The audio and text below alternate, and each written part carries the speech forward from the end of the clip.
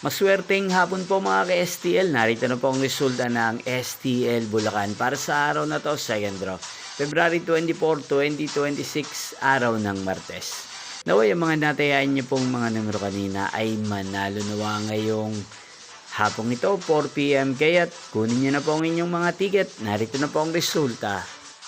Ang mga numerong nanalo sa STL Bulacan ngayong hapong ito, February 24, 2026, 4 PM second draw result, 3 at 10 in exact order.